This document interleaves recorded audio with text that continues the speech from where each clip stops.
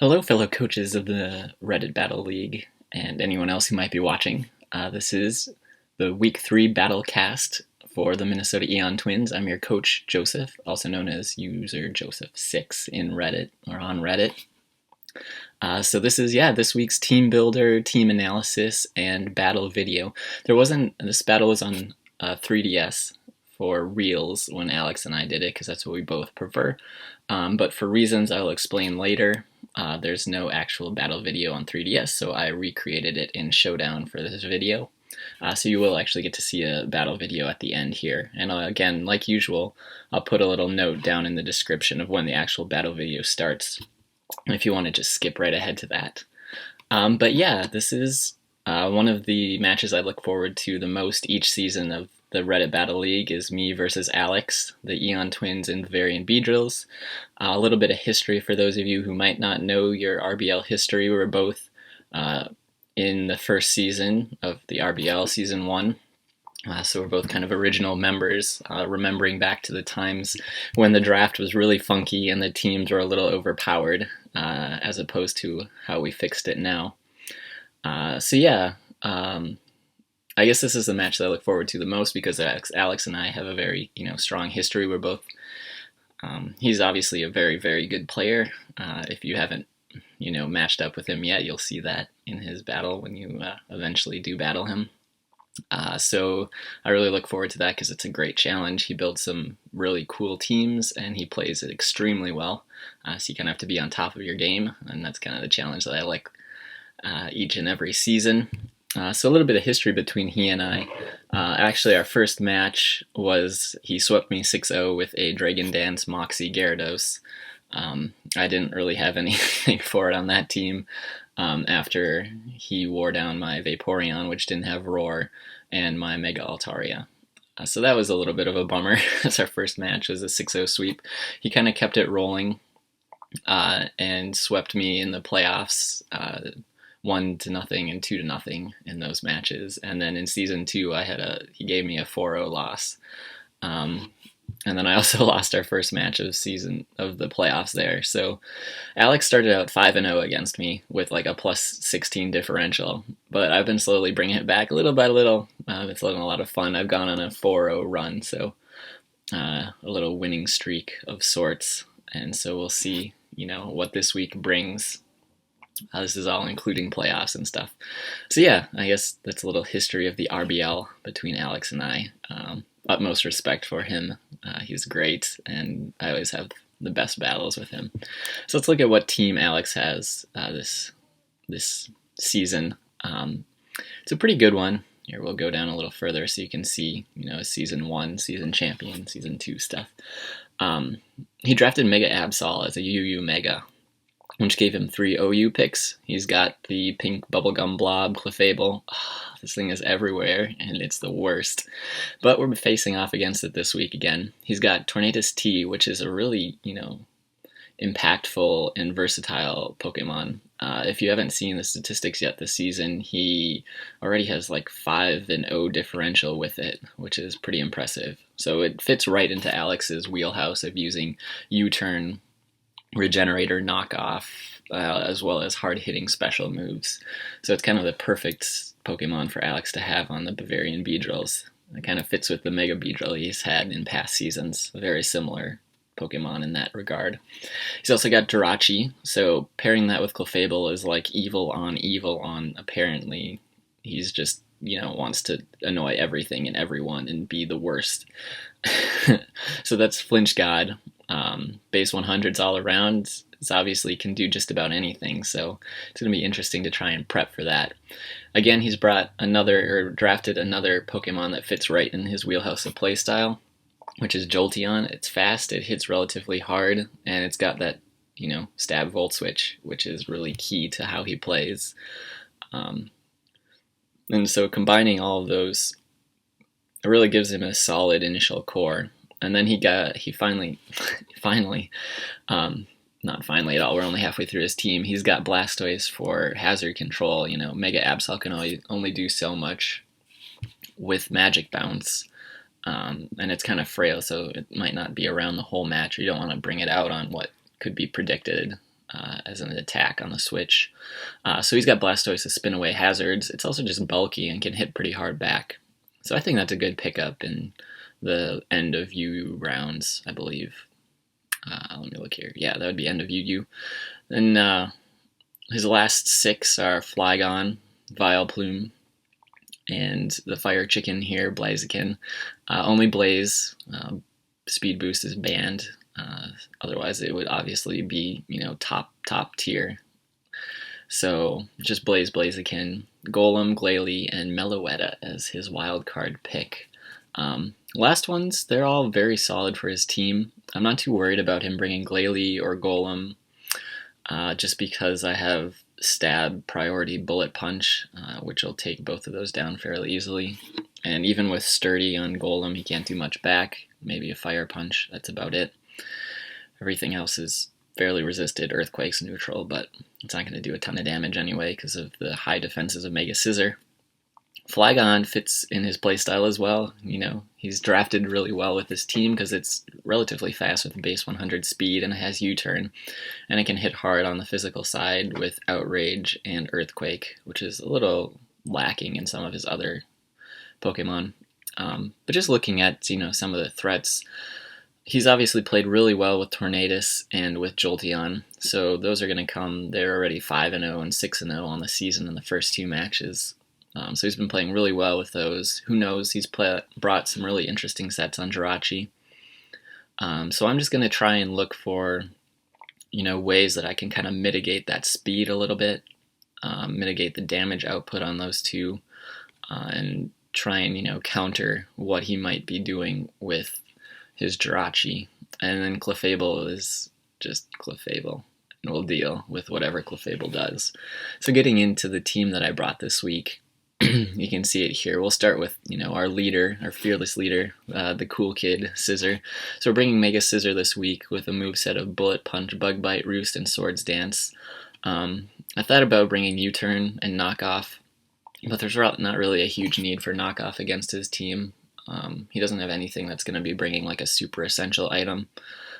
The only thing that I would really consider needing to be knocked off is like an Assault Vest on Tornadus, or maybe like a Choice Specs on Choice Specs or Choice Scarf on Jirachi or Jolteon.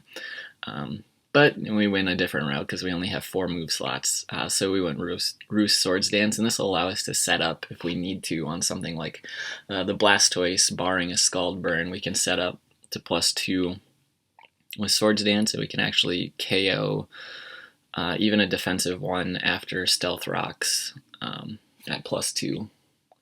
Potentially, I think. I don't know. It's right on the edge. It's kind of like I'd be crossing my fingers and hoping at that point.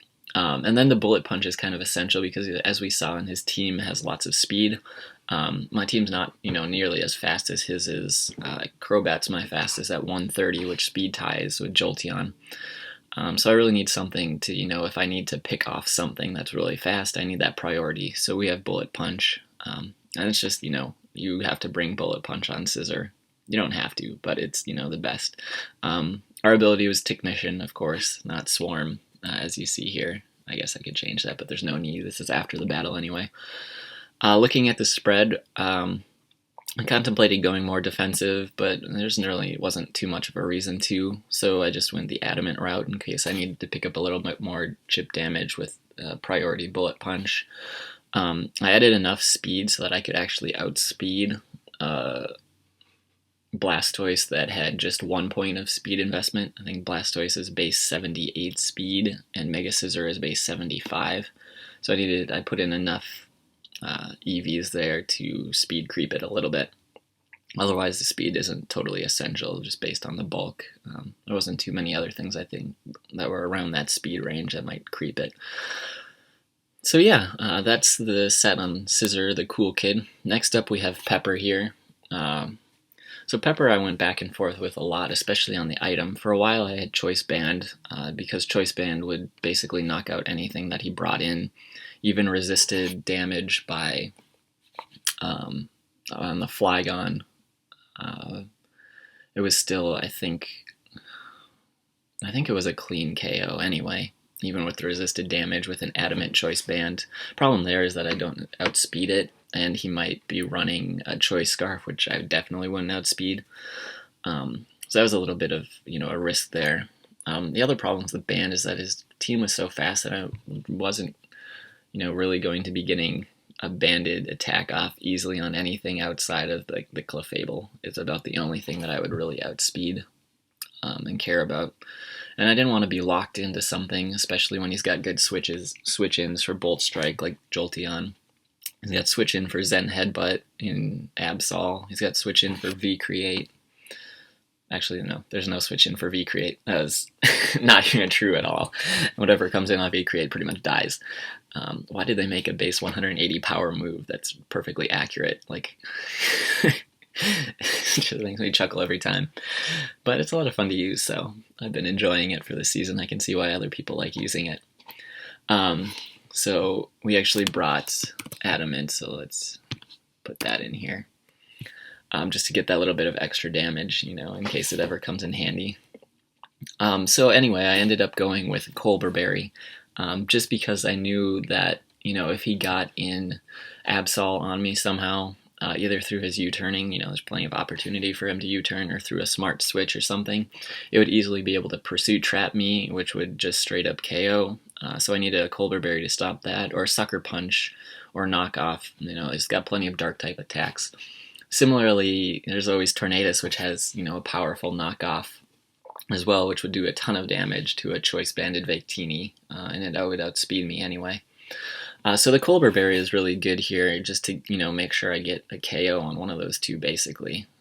There's nothing, stopping me at that point. Their attacks are going to do like 50%, 40 to 50% at max, even from Absol.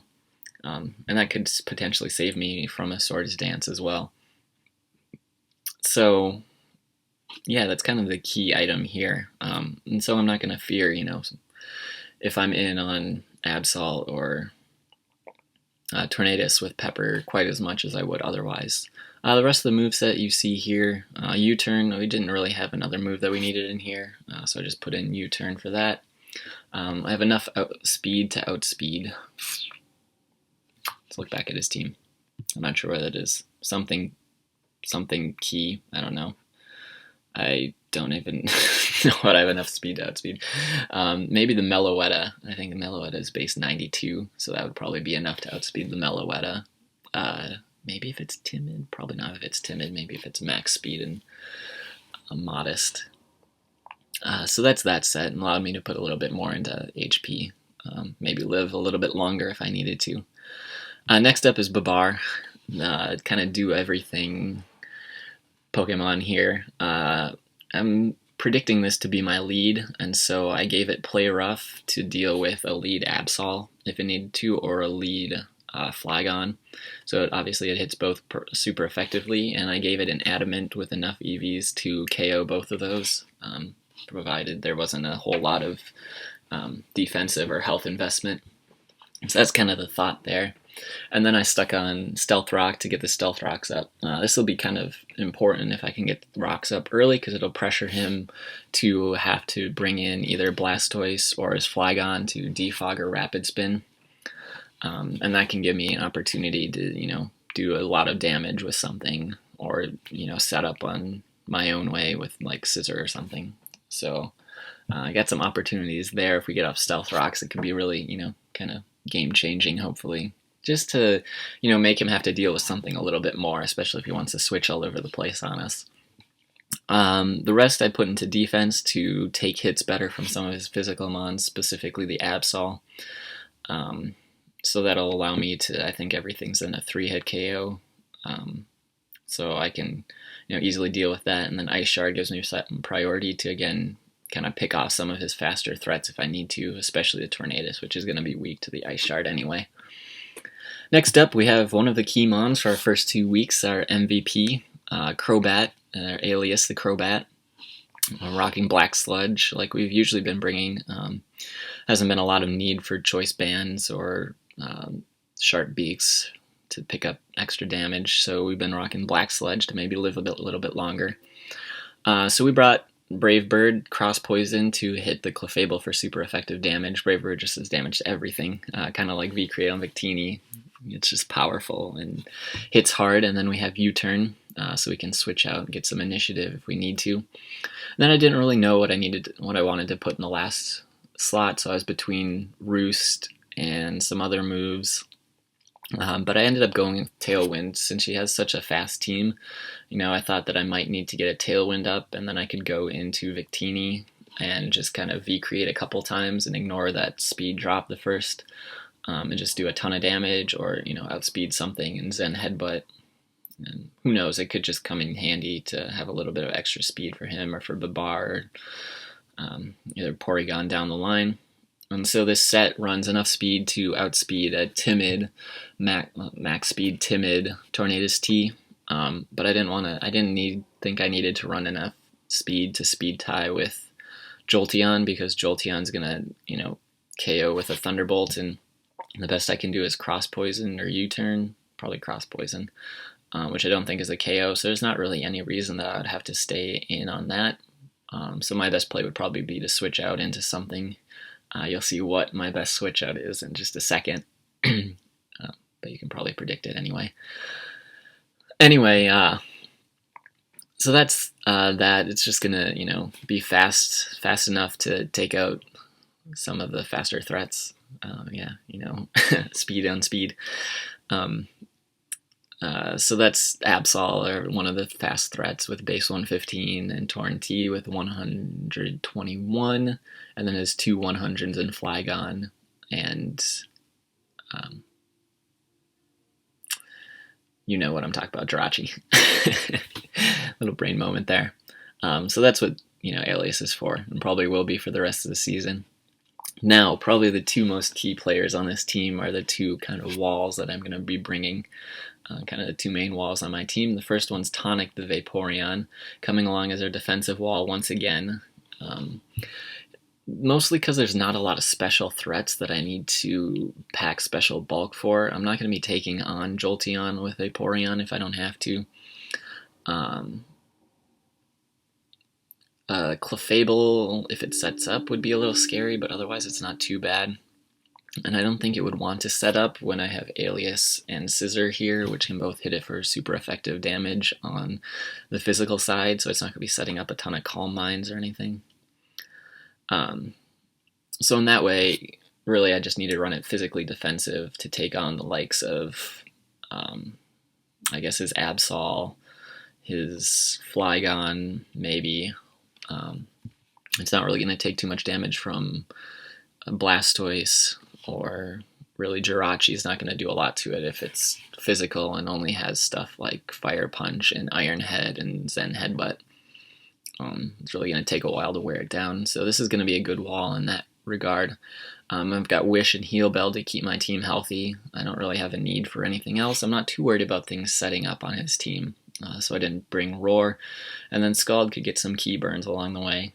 Especially since we can't status his Mega Absol after a Mega Evolves with Magic Bounce. So this is just going to be that set. It's going to be bulky. It's going to try and keep the team healthy, take some hits, and hopefully be, useful all around. Next up is Porygon 2 is finally coming to a match. Our Eon Duck, packing Eviolite, because we're bringing it as a specially defensive wall. This thing, it's really bulky. Like, I know people know this, and it's, not a surprise at all, but I've never used it, but I was pleasantly surprised at how much bulk this thing has, and it's really going to be awesome to use, so I'm looking forward to that a lot. Obviously, with Eviolite against his team, we're worried about it being knocked off by Tornadus or by his Absol. Those are the two main things I can learn knock off.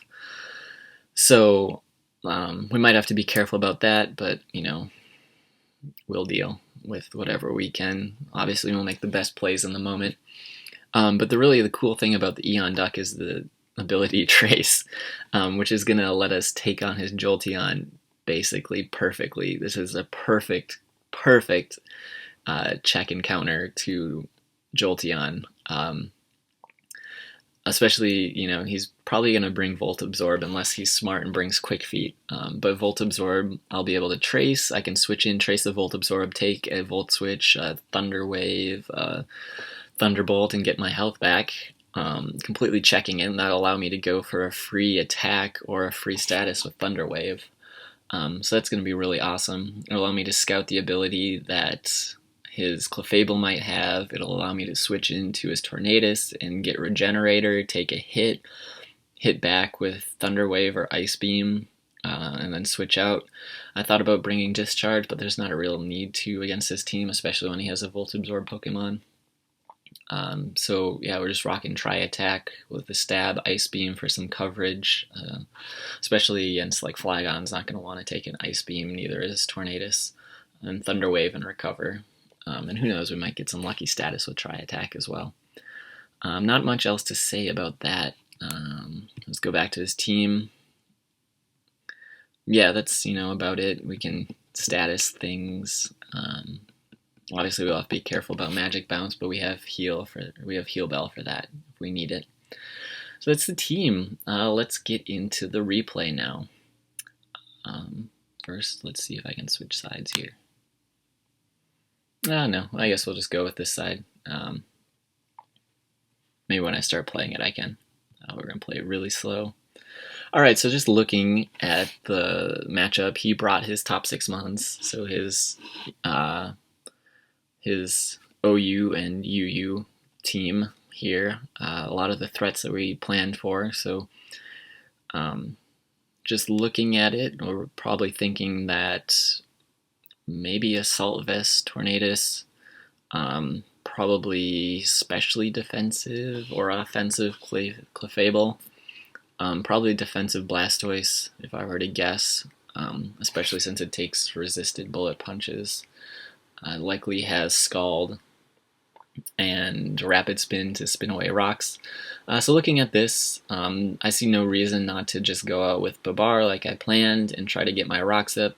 If he goes with his Blastoise, I can switch out into Vaporeon or something, or my Eon Duck, Porygon 2. So yeah, that's what I'm thinking. Let's see. Oh yeah, we can switch sides. Here we go. That makes it a little bit better. So he leads out with Tornadus T. Really good lead because obviously it can knock things off. It can hit things hard. It can U-turn out. I'm here with Babar. I'm not sure what he wants to do here, so I'm just going to set up my rocks. He goes for a Grass Knot and brings me down to about 18%. So let me pause this quick. You might have noticed a couple things. I have Mega Scissor here, so I made a couple errors when I was putting these teams together. This is all going to be based off my memory of the match anyway. So Mega Scissor, obviously I brought regular Scissor and had to Mega Evolve it on the DS battle, but that's not a big deal in this match. It doesn't come into play. And then I tried to have a couple like recreations, and I was having trouble with some things that happened with the Jolteon, so I just set the Jolteon up to level 100. It's not going to make a difference. I'll explain what happens later and what doesn't happen but happens in this battle, because there's some things I couldn't exactly control with, you know, hacks, especially with Scalds at 30% and paralyzations at 25%, but I'll try and explain those as they come along. Anyway, back into this. I set up my Stealth Rocks. Here I just kind of want to see what he's going to do next, so I go right for an Ice Shard just to get some damage off.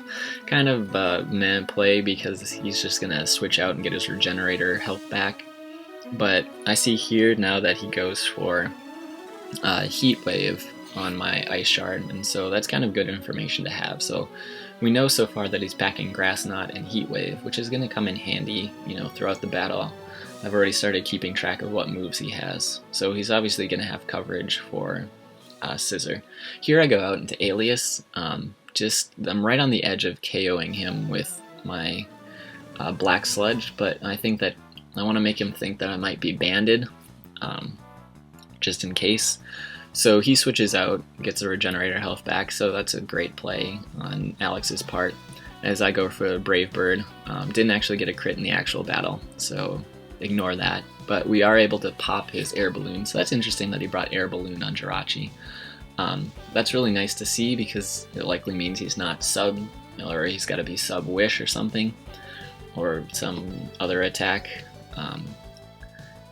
but he's also not like choice scarfed or anything, so that's good to see. Here he's already seen my black sludge, so I'm not sure why he switched out on that, or I'm clearly just going to go for a U-turn. So that's a little bit of an interesting play on Alex's part. I have to say he didn't play the best game, and he admitted it actually in our Skype, a little bit on the Skype when we were going through the match. Kind of said he wasn't playing the best. So you'll see that on a few plays, but I go out into Pepper here. Just because it's my best switch and I can put on a ton of immediate pressure with a Bolt Strike. I'm not sure what his set was exactly, because the Bolt Strike in battle actually did a little bit more than that. So he wasn't perfectly defensive. I'm not sure exactly what. But he goes for Rapid Spin, so I forced him basically to choose between attacking me or getting rid of rocks and having rocks up the entire match, or at least for longer. And he went for the Rapid Spin, which allows me to KO his Blastoise and get it out of the way, which is going to be, you know, pretty nice. It wasn't going to be essential to this match, but it's good to have it out of the way here.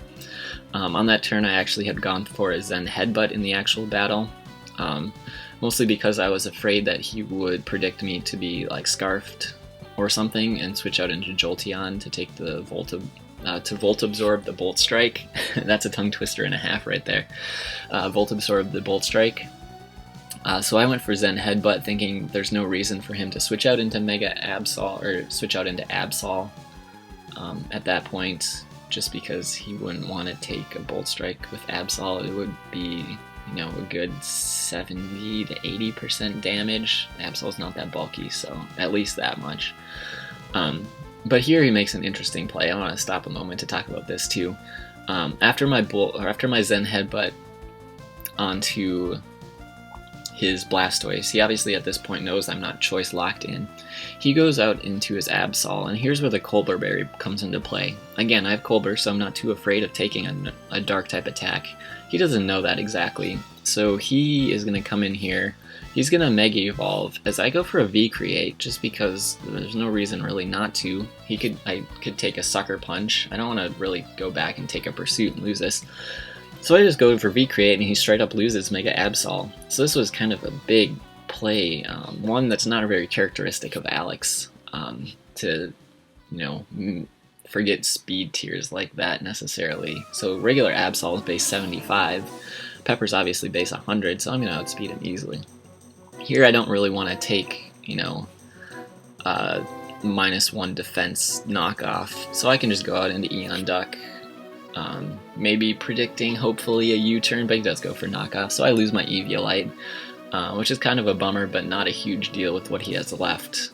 Here I can just straight up, I'm just going to go for Thunder Wave, because I want to paralyze this or whatever comes in. So as he goes for U-turn and U-turns out into Clefable, I get a Thunder Wave off on a Clefable. This is like sweet justice from the Season 3 playoffs. Taking on, you know, TJG and all of his shenanigans with Yellow Magic and Clefables. His piece of bubblegum needs to be paralyzed more often. This is wonderful. So I'm not sure what he's going to do. Probably set up something, set up Stealth Rocks, or go straight up for an attack. I'm just going to go out and make a little bit of a risky play, guessing that he's not going to go for the Flamethrower because, you know, it is a risky play. So I go out into the Cool Kid here, which allows me to just go for a Bullet Punch here, kind of see what he wants to do. If he wants to go for Flamethrower, he's got to risk the Paralysis.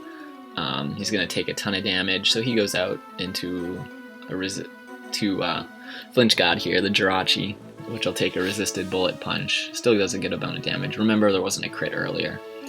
So there's a little bit higher health here. So I don't know what exactly this wants to do, but I'm going to switch out into my defensive Vaporeon, because I'm thinking this thing's probably physically defensive, or physically offensive, just because, you know, that's what I was thinking at the time. But here he goes for a Hidden Power Fire, and so I'm thinking, is this thing special? That's interesting. I'm not too afraid of Flinch God if it's not going to be flinching me with Iron Heads and Zen Headbutts. I mean, it can still do a lot of damage, and it can still, you know, get Psychic Special Defense drops and stuff. And I think it gets Flash Cannon. I should know, because I just had this battle. But here he goes out into Not Bolt on my Scald. And this is one of the things why I set it to a higher level, because whenever I Scalded it before, it got burned. So in the actual battle, it didn't get burned. So just like this. So this was actually one of the good ones. but I'm just gonna see what this wants to do, and so I go for Protect as he goes for a Thunderbolt. This gives me, obviously, a perfect opportunity then to switch out into Eon Duck and make the play that I've been waiting to make the play since this battle, the play I've been waiting to make since this battle begun, and that's go in and trace the Volt Absorb and get some health back on that Thunderbolt or Volt Switch, whatever he goes for. Spoilers, he goes for Thunderbolt. So this worked out exactly as I was hoping to, which is excellent. So there's nothing that this thing can apparently do to me. Well, I mean, maybe it has some sort of coverage move. So here's where things get interesting. He goes for an Agility, as I go for an Ice Beam, expecting him to switch out into like an Assault Vest Tornadus. So I wanted to get that off. At this point in the actual battle, he's down to about like 45%, something like that. Oh, here's another point where Alex makes a misplay that's really kind of confusing, is when he goes for a Thunderbolt on my already, Volt Absorb Eon Duck here. So obviously Alex's head wasn't exactly in it at this point. So obviously misplay. Here I go in for a Tri Attack. He goes down to 1% in the actual battle. He doesn't get burned, so he's got this Jolteon sitting at 1%. And he decides to he shows his next move. There we go. He Baton Passes his +2 speed into his paralyzed Clefable. So yeah, again, Alex, not a great move, because the speed's not going to be doing too much to you here. I go for a Tri Attack on the switch and do about 30% to this Clefable, kind of confirming that it's defensive in some way. And I'm just gonna switch out into Victini here, because I'm not afraid. If he's got Moonblast, it's gonna be resisted. If he goes for Flamethrower, it's resisted. If he goes for Psyshock, it's resisted. I'm not too afraid of anything here, unless he goes for something like Thunder Wave, but at that point I still get a free hit off basically. But he was actually fully paralyzed. He didn't go for a second Stealth Rocks. I just went for Stealth Rocks because that's the turn he was full parried on, so this gives me a free opportunity to just V-Create. He stays in, and that's a clean KO of this annoying pink fairy. Get out of here, Navi. So Clefable's down. He's down to 3 left. He goes into the Flinch God here, which gives me a free switch. We've seen that I can't likely do anything to my Vaporeon, so I can just go into Vaporeon here. I believe that's what I do, which will just let me get a free Scald off on something. He goes for Psychic. It only does like 30%, and then I get Leftovers recovery back. So this is, a winning battle on my side unless he gets a lot of defense drops. So at this point, we'll just let it play out here. He goes out into his Tornadus as I go for a Scald, just getting some damage off. And I can always protect if I was starting to get worn down, and I have switch-ins anyway. So here he gets burned actually, and it's going to be kind of important. This simulated battle, he doesn't actually get burned unfortunately, but that's going to allow me to start wearing him down by protecting and wishing, since he didn't stay in with Jirachi. He goes for Grass Knot. It only does 30%, so I can comfortably live this, and I can stall him out with wishes. So this thing is slowly being worn down by burns. He can switch it in and out, but it's not going to be able to do much to either me or to Eon Duck. So you'll see at this point, Alex, realizes that it's a losing battle, and he's been playing poorly and is likely frustrated. So he actually forfeits the match right about here. And on Skype, he just said, "Good game, take the 5-0," and kind of logged off. So at this point in the match, I was actually running some calcs to make sure I could, live through the rest of the match easily and preserve the differential. When I got the Skype message, so I was checking on that, and I actually missed being able to save the battle video, even though he forfeited, and I would have had time to. I was looking at my computer and not at the DS, so I didn't hit, save battle video before he disconnected after forfeiting. So that's a little bit of my fault on not being able to save that. But that's how the battle, played out this week. I was really happy with it. I felt that I played incredibly well, and I brought a really good team. Obviously, Alex wasn't playing the best this week, which is kind of, a bummer, and it's frustrating when you're a little bit on tilt. It's hard to get your head back into it. So hopefully, with the next week, he's able to get a little bit of time off from Pokemon and come back strong for his next battle. Minnesota Eon Twins go to 2-1. Alex was 2-0, so he goes to 2-1 as well. We're at +4 differential with the 5-0 this week, which is good. We needed that since we were at -1 earlier. So this is good. We started off with a loss week 1. We came back and took advantage of a little misplay on week 2, which allowed us to get a little bit of an advantage and take a win. And here in week 3 we played well, and it seems like the Eon Twins are rounding into form finally, and hopefully we can keep this rolling and be a force to be reckoned with for the rest of the season. I think that's going to be it for this video. I'm not sure how long it is. Again, you'll see hopefully we'll see if we get a next one, week 4 video, since the 4th of July is coming up and I'm going to be on vacation for a few days.